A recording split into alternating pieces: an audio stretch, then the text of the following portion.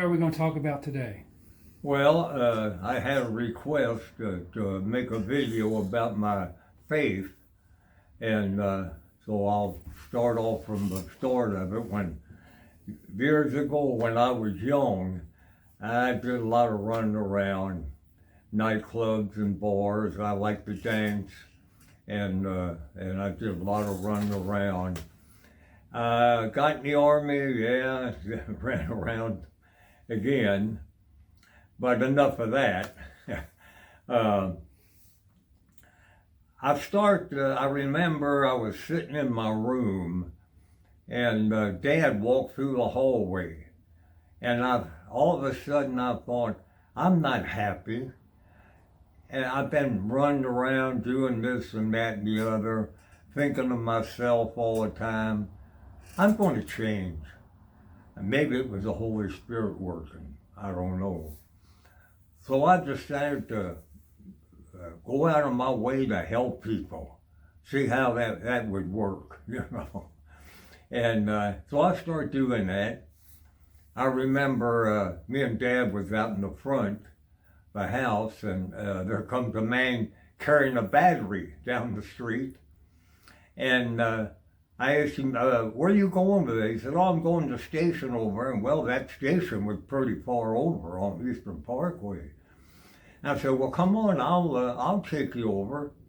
And me and Dad rode him on over, and we were going to stay there and wait for him. He said, no, go on, I'll call somebody, come pick me up. And on the way home, Dad said, what got into you? And I said, well, I decided to change, you know, to try to help people now, instead of thinking about myself all the time.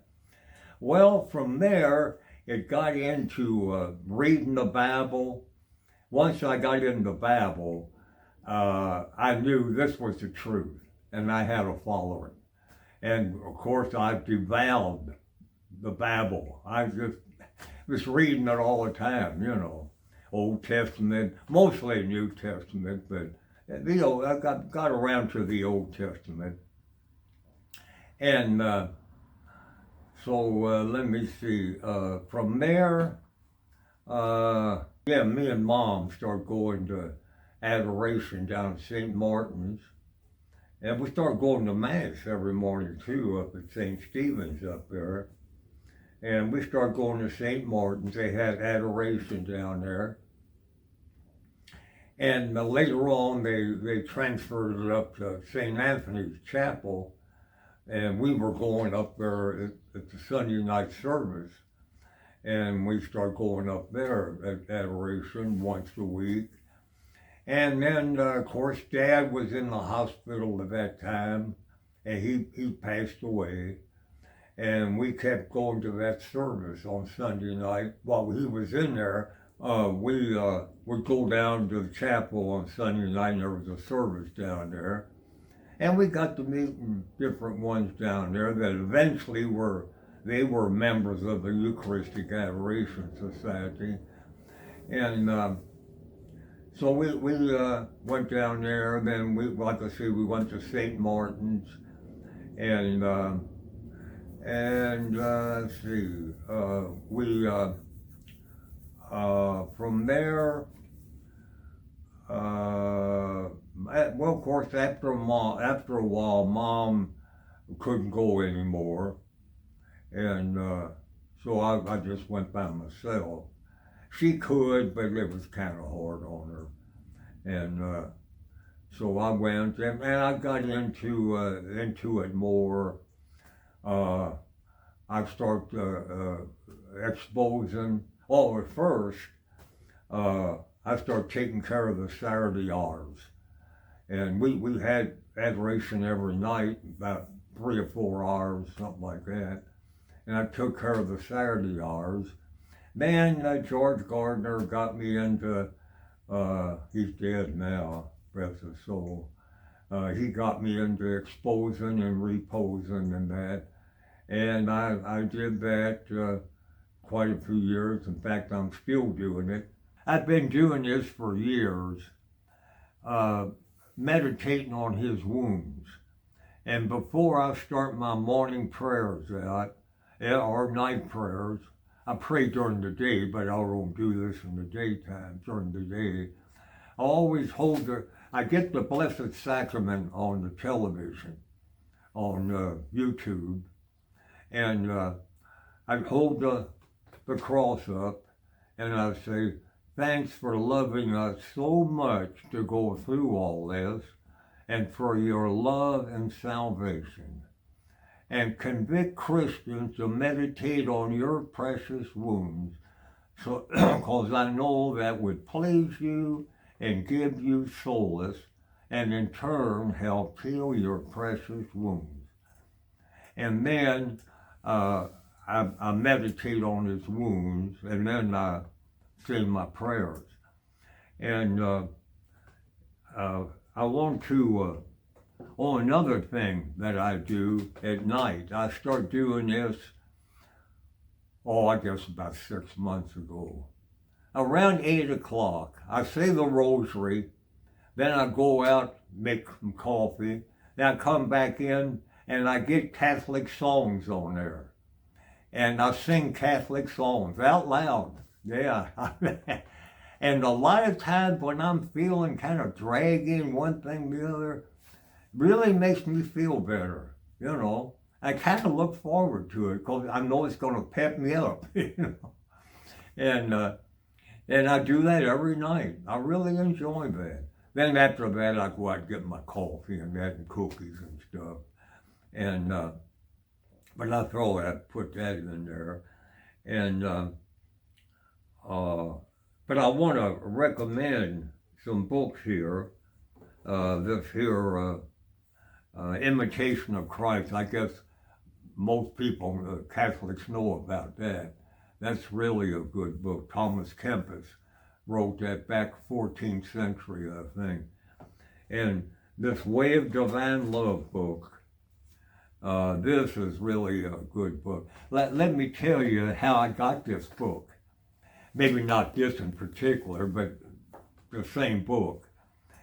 I came back to the Lord as a Protestant. I was watching Protestant videos and that, and I got wrapped up with Protestantism. And he was trying to get me back into church. Paul, he didn't talk to me too much about it, but he brought a bunch of books over, Purgatory book and this book here. Well, I read these two books. I'm going back into church. The Catholic Church is it, you know. And this is really a great book. If you want to know how the Lord feels about everything, it's in here. He appears, not interlocution, but he appears to her, 100 times. Look, I can't count them. She went to purgatory and everything. And he really pours his heart out of how it was carrying the cross and everything. You don't get that in the Bible. You get principles, how to live and all that. But this is very intimate. He really lets you know it's all about his Sacred Heart. And she sees it aflame and everything. And he pours his heart out. This is really a good book. I got incomplete on here because I cut some out. I got them right here. I read one of them every morning. But this is a great book.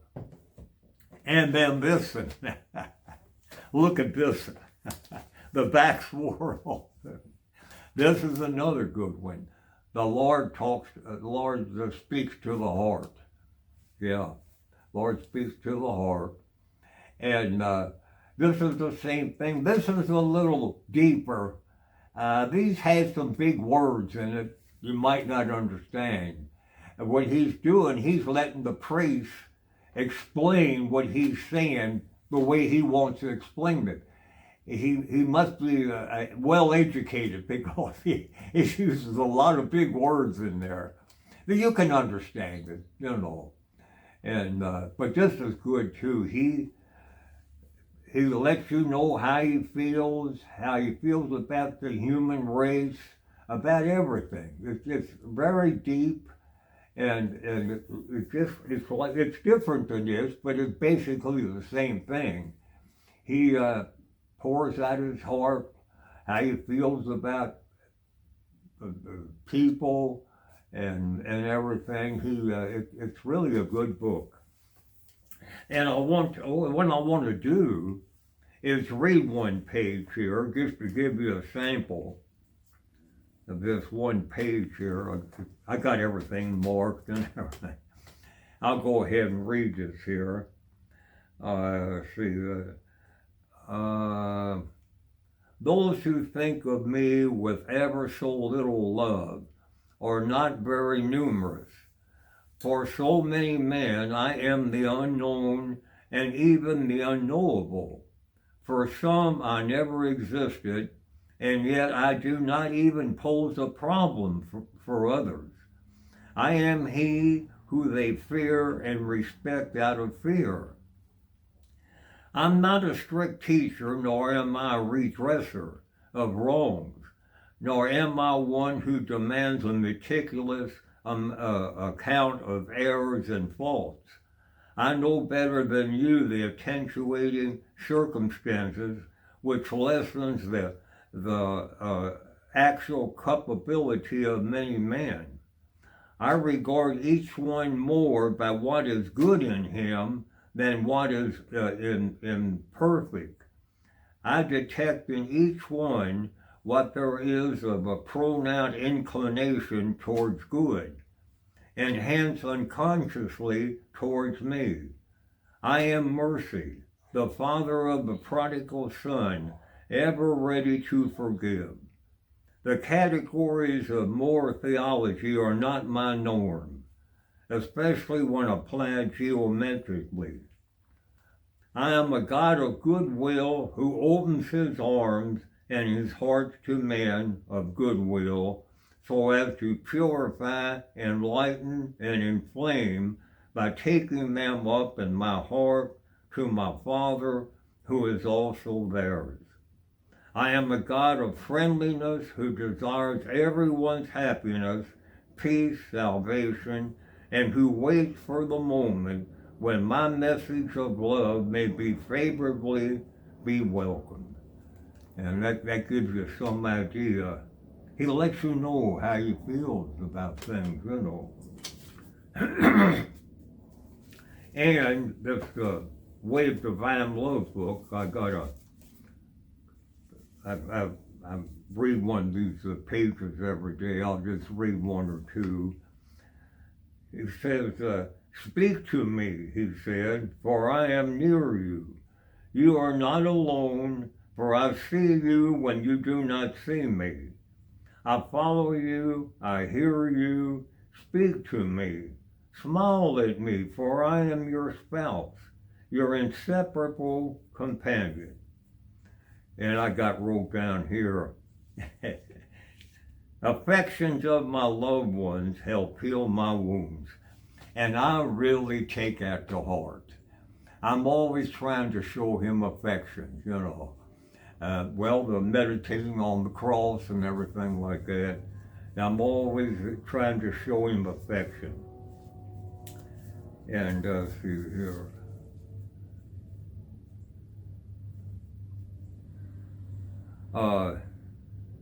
I am in you, Josephus, supporting you, so that in the midst of pain, you should never lose the peace that surpasses all earthly joys, and that nothing will ever be able to take you from my peace. Yes, my peace will fill you with holy joy. It will strengthen you and bear you up under suffering. And he says, love will purify you, will consume your defects, and the very strength of that pure and ardent love will lead you to sanctity. I will do it all, he says. And let's see here.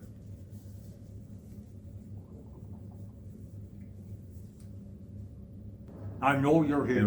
And well, that's the mother is too. It pleases me to see you famished for my love and burnt up with longing to see me loved. That by itself is consolation to my heart. Yes, pray for the souls of which I have given you charge. A few more sacrifices, and they will return to me. And he said, listen, he said, I want you to give me souls. Only love and all you do is required. Suffer because you love, work because you love, and above all, abandon yourself to love. When I let you feel anguish of spirit and great loneliness, suffer in love. I want to make use of you as a tired man uses a stick to lean on. I want to possess you, to consume you entirely, but all in great sweetness, so that enduring a martyrdom of love, you thirst to suffer more. And that's the kind of things that's in there. And I don't know if I'm repeating myself or not. Well, one thing I really concentrate on is he's always with us. Yeah, I talk to him about that in bed during my prayer. And but anyway, they're always with us. Never doubt it. I know a lot of people say, "Oh yeah, the Lord's with me," and they just kind of throw it off like it's not. No, take it serious. He is. He's right with you, and you'd be surprised when you go into things you're a little nervous about and that, or you're feeling bad. You always know he's there.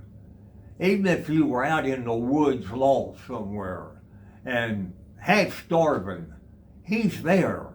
And he said, well, is he going to save me? Well, maybe he won't. Maybe his will is to let you starve. But you know he's there. Nothing happens without his permission, you know.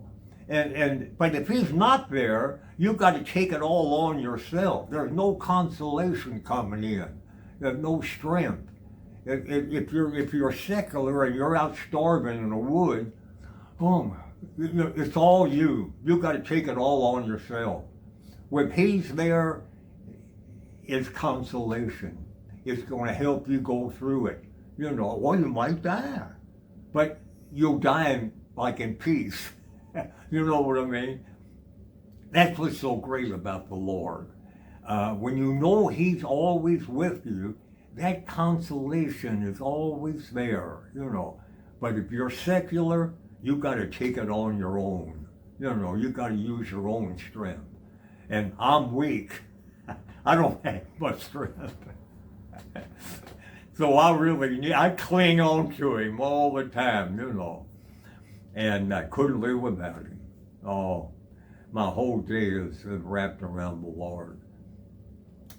But another thing, if any of you ever run into an atheist, I never have, but I'm prepared if I ever run into one.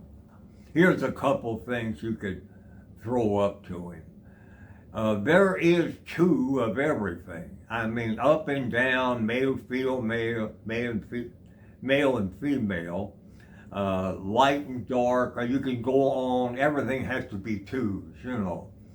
And just say to him or her, if there's a physical realm, there has to be a spiritual realm. Completely opposite, you know. And there's always twos. So there's a physical realm, there's a spiritual realm. And another thing that I never hear, and believe me, I'm on television all the time. All these years, I've never heard anybody ever bring this up. Now, it might seem silly, but here goes.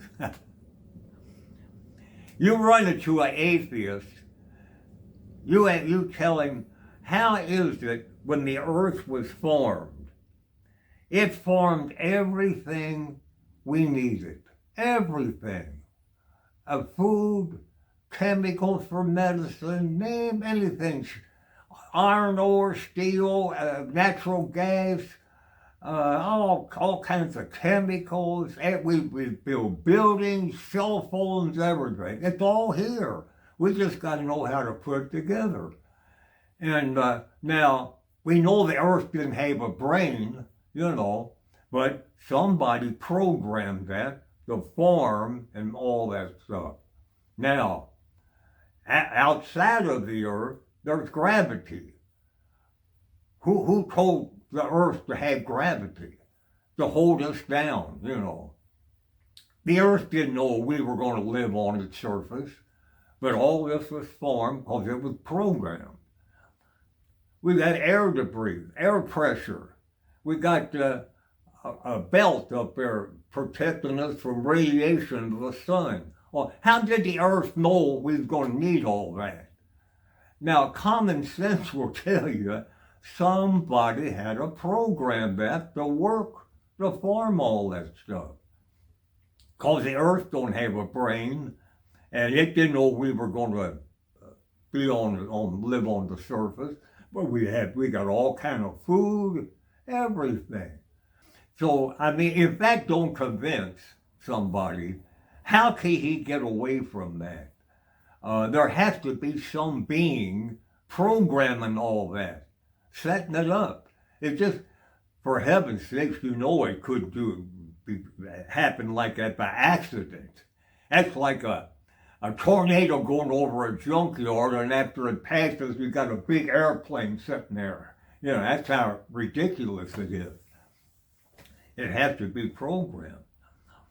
And so I guess that's about it. Like I say,